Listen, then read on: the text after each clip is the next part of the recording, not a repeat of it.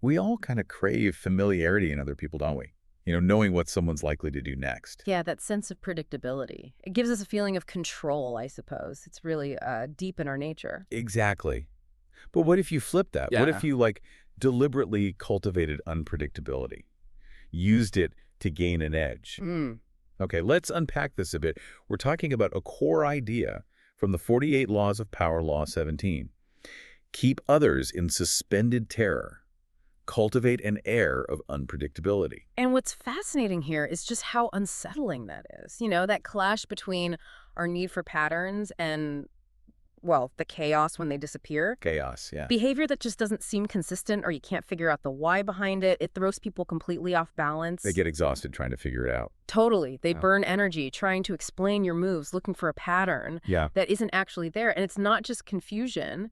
It disrupts how they think their mental models. Right. Our brains, they're wired to predict things, build these little mental maps. When you keep scrambling the map or showing it's useless, it causes this real cognitive friction. It's not just frustrating, it can actually break down their ability to make decisions. Leads to paranoia, even. Wow.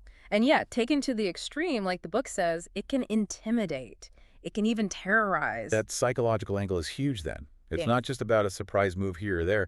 It's sustained disruption. Exactly, disrupting their whole framework. So do we have a really good, like, classic example of this? Maybe somewhere unexpected? Oh, definitely. Here's where it gets really interesting. To really get into this, we need to look at a legendary showdown. Maybe you remember it.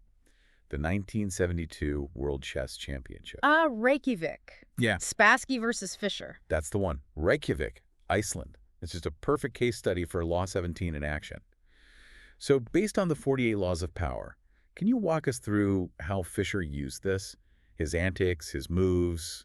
How did he dismantle Spassky? Absolutely. The source material really paints this as a masterclass in psych warfare. You've got the reigning champ, Boris Spassky, in Reykjavik, all set, anxiously waiting for Bobby Fischer. And Fischer. Doesn't show up. Not right away. Hmm. The source says he had problems with, well, everything. The prize money, how it was split, the location in Iceland. He kept everyone completely hanging, threatening to pull out any second. So the mind game started way before any chess pieces were even touched. Oh, yeah. And Spassky, he's under huge pressure from the Soviets, right? They're telling him to walk away. Fischer's humiliating him. Yeah. But he desperately wants the match. He did. He thought he could crush Fischer, but he was totally stuck, waiting on Fischer's whim, just suspended. Spassky himself apparently said something like, "A man willing to commit suicide has the initiative." Wow. And the chaos just ramps up when Fischer finally arrives. Now he hates the hall, the lights are wrong, the cameras are too noisy, even the chairs are apparently no good. Seriously. Chairs. Yep. The Soviets actually threaten again to pull Spassky out, but Fischer just kept pushing. He's super late for the official introductions. Then, the day the actual match of the century is supposed to start. Late again. Late again. And the stakes are massive, right? Yeah. If he's too late, he forfeits game one. Everyone's buzzing, is this just mind games? Or is Fischer genuinely cracking under the pressure? Afraid. To the grandmasters there, and probably Spassky too. It must have looked like he had terrible nerves. A bad case of the jitters. It looked that way, but then at 5:09 p.m., he walks in. Exactly 1 minute before they would have called the forfeit. Cutting it that close, that itself is pattern breaking, isn't it? Sets this really uneasy tone. Precisely. And game one in a chess championship. It's huge for setting the tone. Usually it's cagey, slow, players feeling each other out. But not this time. Total different. Fischer makes this move early on, described as just terrible. Super aggressive, uncharacteristic pawn grab.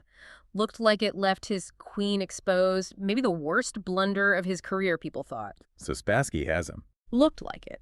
Spassky had him cornered, and Fischer seemed to just give up, which was weird in itself. Spassky knew Fischer never gave up. But then suddenly, Fischer lashes out with this bold move. The whole room was buzzing. Okay. It clearly shocked Spassky. Now, Spassky still won that first game, but the seed of doubt. Firmly planted, nobody could figure Fischer out. Did he lose on purpose? Was he rattled? Some people were even wondering, is he actually insane? And the chaos just got worse after that first loss, right? Oh, absolutely. Fischer complains even louder at the room, the cameras, everything. And then, maybe his most stunning move yet. He just doesn't show up for game two. He forfeits. Forfeits, just like that. So now he's down 2 games to none. Nobody had ever come back from that deficit to win the championship. To everyone watching, Fisher looks completely unhinged, like he's sabotaging himself. But this is where the unpredictability becomes strategic, according to the 48 laws. Exactly. This is where the genius of it, as the source lays out, really starts to show.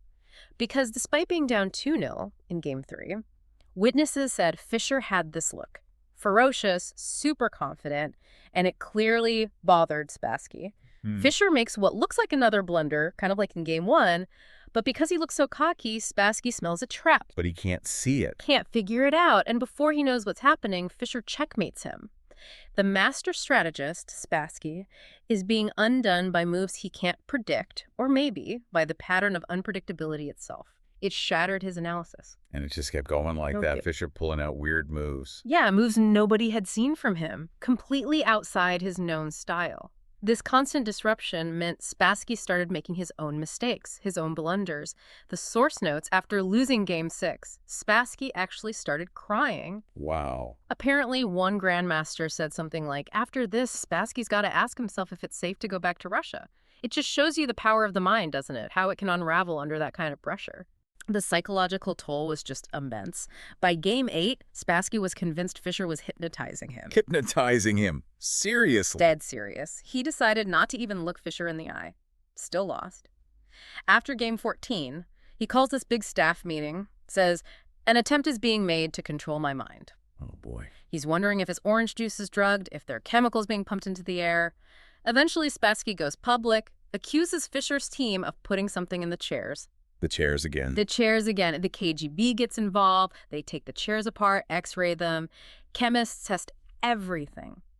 Nothing. And what did they find? 2 dead flies in a light fixture. That was it. So not exactly a high-tech mind control plot? Not quite. But Spassky's mind was unraveling. He started complaining about hallucinations. He just couldn't continue. On September 2nd, he resigned. And he never really recovered, did he? Even though he was still young. Never fully bounced back from that defeat. And, before this match, Fisher hadn't actually done that well against Spassky. Yeah. Spassky was known for being brilliant at reading opponents, playing on their predictability. He was adaptable, patient, a great psychologist himself, rarely lost his cool. Until Fisher. The 48 Law of Analysis suggests Fisher finally figured out that Spassky's strength was reading patterns. So everything Fisher did, from the no-shows to the weird moves, even forfeiting Game 2, it was all designed to break that pattern, to seize the initiative, keep Spassky guessing off balance. That forfeited second game. Yeah? People saw it as him being unhinged, but it just kept Spassky bewildered, wasting mental energy trying to figure out something that had no logical pattern. Exactly. Spassky, the famously level-headed one, couldn't figure Fisher out, and he slowly melted down until he was the one who seemed, well, kind of insane. Chess, like life maybe, relies so much on patterns. Your opponent studies those patterns to guess your next move, if you give them nothing predictable. Huge advantage. When people can't figure out what you're doing, they're stuck. Waiting, uncertain, confused, kept in that state of suspended terror the law talks about. Okay, so we've seen the sheer power of unpredictability to just take someone apart, so that terror and confusion. Yay. But, and this is fascinating, sometimes the expectation of predictability itself can be weaponized, even when you're doing something unexpected. You mentioned Muhammad Ali earlier. Exactly. It's almost paradoxical, right? While Fisher used unpredictability to create chaos, you can also flip it. Think about Ali versus George Foreman, 1974, the Rumble in the Jungle. Okay, yeah. Everyone, and I mean everyone, expected Ali to dance. Use his speed, wear Foreman down. That was his known style for what, over a decade? The rope-a-dope strategy wasn't quite famous yet, but the dancing was. That was the predictable Ali. Right. But Ali, always the strategist, had other ideas. In press conferences before the fight, he starts telling everyone, I'm changing my style. I'm going to stand and punch with Foreman. Go right at him. And nobody believed him, especially not Foreman. Not a chance. They thought it was just talk, bravado, maybe even suicidal against Foreman's power. They figured it was a bluff, a setup. Even when Ali's trainer, Angelo Dundee, noticeably loosened the ring ropes before the fight. A clear sign he planned to lean back and absorb punches. A very clear sign. But the expectation of Ali's old pattern, the dancing, was just so strong it blinded them. They couldn't see what was right in front of them. So what happened in the fight? Well, to everyone's shock, Ali did exactly what he said he'd do. Foreman comes out expecting Ali to dance away, but Ali just goes right up to him, Stands there, covers up on the ropes. The famous rope-a-dope lets Foreman punch himself out. So Foreman wore himself out, but not by chasing Ali. No, by throwing these wild, exhausting punches against Ali's defense. The key insight here, as the source points out, is that our assumption that people will stick to their patterns is incredibly strong. So strong that even Ali directly telling Foreman his plan wasn't enough to shake that assumption. Foreman walks right into the trap. The very trap he'd been warned about. Because his expectation of the predictable Ali overrode the actual warning. Amazing, isn't it? It really is. But there's a warning here too, right? Unpredictability isn't always the best move. Oh, absolutely. A crucial caveat. Especially, say, if you're in a subordinate position at work or something. Too much unpredictability, too many swerves. People might just see you as indecisive. Or, as the text kind of bluntly puts it, having a serious psychic problem. Okay, so not great for team projects, maybe. Probably not. It's all about balance, you know? Context. Patterns are powerful. Breaking them can be terrifyingly effective, as we saw with Fisher, but you've got to know when and how. It's strategic. That's a really vital distinction. So thinking about these dynamics, Fisher, Ali, how does this play out for us, not in world championships, but just in everyday life? There's this line, animals act in set patterns. That's how we can hump them.